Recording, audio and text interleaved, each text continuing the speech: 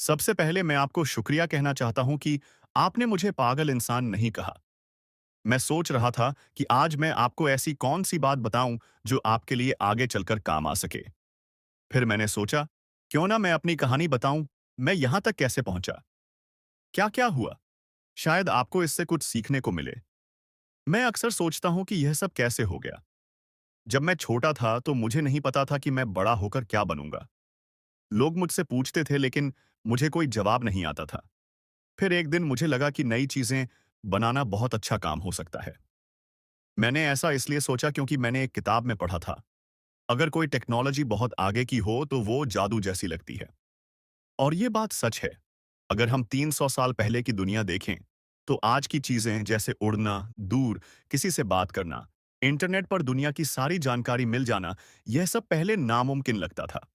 तब लोग इन्हें जादू मानते हैं। आज हम इन्हें आम बात मानते हैं। मुझे लगता है आज की टेक्नोलॉजी तो जादू से भी बढ़कर है।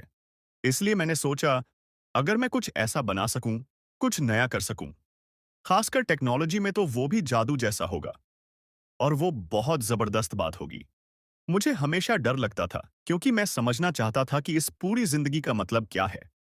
यानी हम यहां क्यों हैं? चीजों का मकसद क्या है?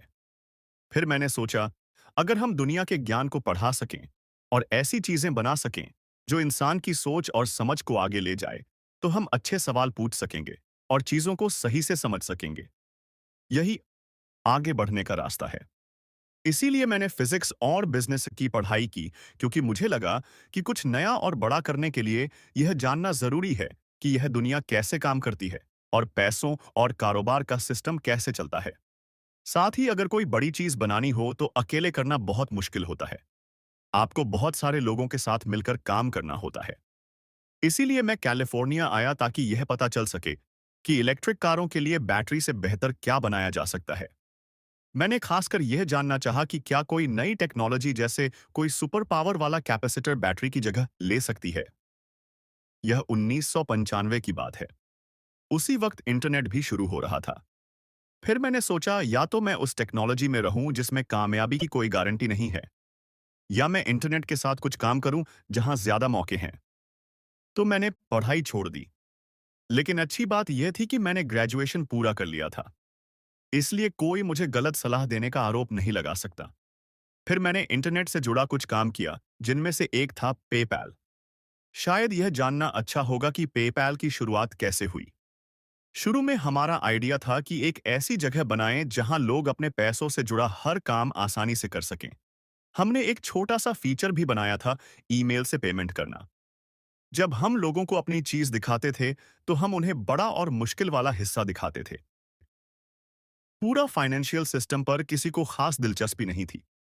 लेकिन जब हमने ईमेल पेमेंट दिखाया जो बहुत आसान था, तो सबको बहुत पसंद आया। तभी हमें समझ आया कि लोगों की बातें सुनना कितना जरूरी है। अगर हमने लोगों की राय नहीं मानी होती, तो पेपैल शायद कामयाब नहीं होता। इसीलिए जब लोग आपको कोई फीडबैक दें, तो उसे नजरअंदाज मत करो। अगर जरूरत हो तो अपनी पुरानी सोच एआई न बदल लो। पेपैल के बाद मैंने सोचा, ऐसी कौन सी बड़ी समस्याएं हैं जो इंसानों के भविष्य को बदल सकती हैं। यह सोच सिर्फ पैसे कमाने की नहीं थी, बल्कि यह समझने की थी कि इंसान की लाइफ को सबसे ज्यादा क्या बदल सकता है। पहली बड़ी समस्या थी पृथ्वी की एनर्जी को टिकाऊ बनाना। यानी हमें बिजली और ऊर्जा को ऐसे बनाना है जो पर्यावरण को नुकसान ना पहुंचाए। अगर हम ऐसा नहीं कर पाए तो हम मुश्किल में पड़ जाएंगे। दूसरी बड़ी बात थी जिंदगी को धरती के बाहर भी फैलाना, ताकि इंसान सिर्फ धरती पर ना रहे, बल्कि दूसरे ग्रहों पर भी रह सके। पहली बात की वजह से टेस्ला और सोलर सिटी शुरू हुई, और दूसरी बात की वजह से स्पेस। जब मैंने स्पेस एक्स शुरू किया तो मुझे शुरू में लगता था कि कोई भी आम इंसान रॉकेट कंपनी शुरू नहीं कर सकता। मैं इतना पागल नहीं था कि बस यूं ही कुछ भी कर डालूं। लेकिन फिर मैं सोचा, नासा का बजट कैसे बढ़ाया जा सकता है। यही मेरा शुरुआती सपना था। मेरी सोच यह थी, अगर हम कम पैसों में मंगल ग्रह तक कुछ भेज सकें, तो शायद लोगों का ध्यान जाएगा। मैंने इस आइडिया को नाम दिया मंगल ओसिस। इस प्लान में क्या था, हम मंगल ग्रह पर एक छोटा सा ग्रीन हाउस भेजते, जिसमें बीज रखे जाते। यह बीज सूखे पोषक जेल में बंद होते। जब यह वहां पहुंचता तो उन्हें पानी से हाइड्रेट किया जाता। फिर लाल धरती पर हरे पौधों का नजारा होता। सोचो, मंगल की लाल सतह पर हरे भरे पौधे। यह बहुत जबरदस्त दृश्य होता, और शायद मंगल ग्रह पर जीवन का पहला संकेत भी। लोगों को अक्सर ऐसी ऊंची उड़ान वाले स्पेशल और हटकर प्रोजेक्ट्स में ज्यादा दिलचस्पी होती है। मुझे लगा कि इससे लोग बहुत एक्साइटेड होंगे, और शायद इससे नासा का बजट भी बढ़ जाएगा। अब इससे पैसा तो शायद कमाया नहीं जा सकता था, लेकिन इसका फायदा यह होता कि इससे दुनिया में पॉजिटिव सोच और उम्मीद जगती। इसीलिए मैं रूस 3 बार गया, ताकि एक आधुनिक आईसीबीएम रॉकेट खरीद सकूं, क्योंकि वहीं मुझे सबसे सस्ता और अच्छा सौदा मिल सकता था। मैं बताना चाहूंगा कि 2001 और 2002 के आखिर में रूस जाना एक अजीब अनुभव था। रूसी रॉकेट आर्मी के सामने जाकर कहना, मैं आपके 2 सबसे बड़े रॉकेट खरीदना चाहता हूं, लेकिन उसमें लगे न्यूक्लियर बम आप अपने पास रख सकते हैं। यह सुनकर उन्हें लगा मैं पागल हूं, लेकिन मेरे पास पैसे थे, इसलिए बात बनी रही। कई बार रूस आने जाने के बाद मुझे समझ में आया कि मेरी शुरुआती सोच गलत थी। शुरुआत में मुझे लगा था कि लोग पृथ्वी से बाहर की दुनिया में जाने और मंगल पर बेस बनाने के लिए इच्छुक नहीं है। लेकिन असल में अमेरिका में लोगों में जबरदस्त उत्साह है, क्योंकि अमेरिका खोजकर्ताओं का देश है। लोग यहां दुनिया के कोने कोने से आते हैं। ये देश इंसानी खोज की भावना को जीता है। मगर अगर लोगों को लगता है कि कोई चीज नामुमकिन है या उससे सरकारी बजट बर्बाद हो जाएगा, तो वे उसका समर्थन नहीं करते।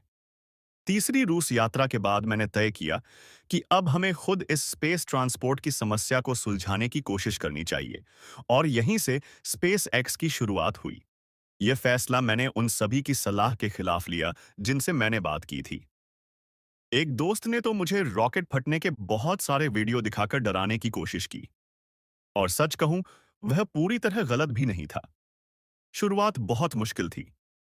मैंने पहले कभी कोई असली चीज, फिजिकल प्रोडक्ट नहीं बनाई थी। हाँ, बचपन में मॉडल रॉकेट बनाए थे, लेकिन असली कंपनी चलाना कुछ और ही था। मुझे खुद सीखना पड़ा कि चीजें कैसे बनती हैं और सही लोगों की टीम कैसे बनाई जाए। हमने कोशिश की और 3 बार असफल हुए। रॉकेट साइंस में पासिंग मार्क्स का मतलब होता है 100% सही।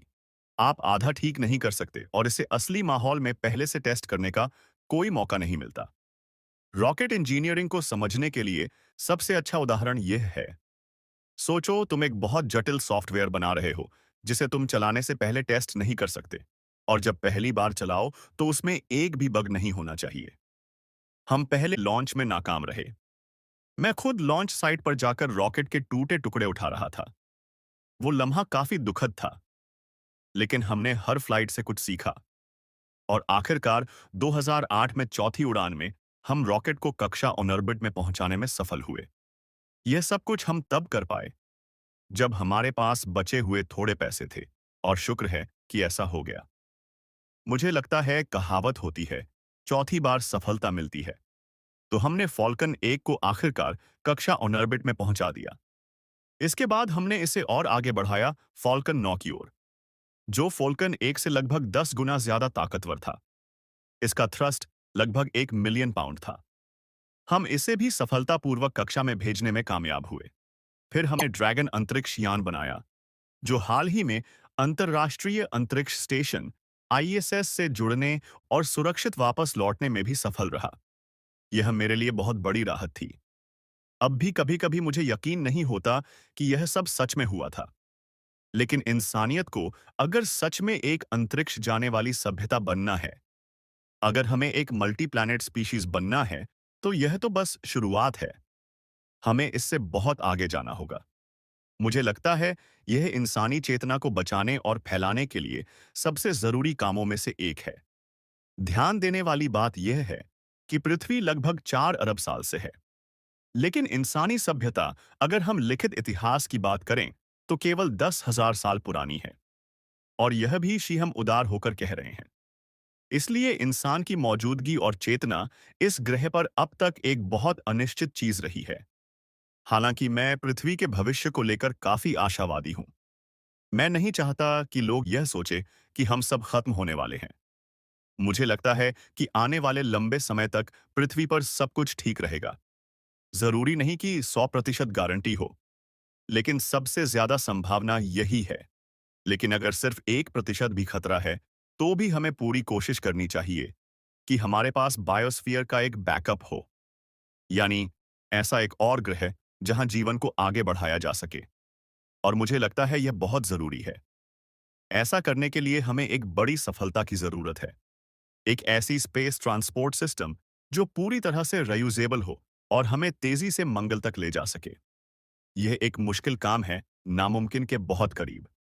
लेकिन यही वो चीज है जिसे हम स्पेस एक्स के साथ हासिल करने की कोशिश कर रहे हैं। अब बात टेस्ला की करें।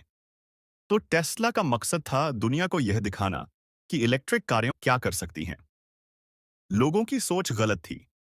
उन्हें लगता था कि इलेक्ट्रिक गाड़ियां सिर्फ धीमी, बदसूरत और छोटे रेंज वाली होती हैं, जैसे गोल्फ कार्ट। इसी सोच को बदलने के लिए हमने टेस्ला रोस्टर बनाया, एक तेज, खूबसूरत और लंबी दूरी तक चलने वाली कार। कई बार ऐसा होता है कि आप पेपर पर कुछ भी दिखा दो, गणनाएं सही हैं, सब कुछ फिट है, लेकिन जब तक आप असल में कोई चीज बनाकर लोगों को ना दिखाओ, तब तक वे मानते ही नहीं। इसलिए मेरा मानना है कि अगर आप कोई कंपनी शुरू करना चाहते हैं, तो सबसे पहले एक ऐसा प्रोटोटाइप बनाइए जो चल सके, चाहे वो थोड़ा कच्चा हो। पावर पॉइंट पर तो हर चीज बेहतरीन लगती है, लेकिन असली चीज तभी दिखती है जब वो हाथ में पकड़कर या चलाकर दिखे। रोडस्टर के बाद लोग कहने लगे, हाँ ठीक है, आपने एक छोटी महंगी स्पोर्ट्स कार बना दी, पर क्या आप कोई असली कार बना सकते हैं? तो हमने कहा ठीक है, वो भी बना देंगे। अब हम ला रहे हैं मॉडलस, एक 4 डोर सेडान जो एकदम असली बड़ी और कमर्शियल कार होगी। और शायद इन सब से कुछ ना कुछ सीखने को भी मिलेगा। लेकिन सबसे जरूरी बात जो मैं आपसे कहना चाहता हूं वो ये है, आप लोग 21वीं सदी के जादूगर हैं। अपने रास्ते में किसी चीज को मत आने दो। कल्पना की कोई सीमा नहीं है। जाओ और कुछ जादू करो। धन्यवाद।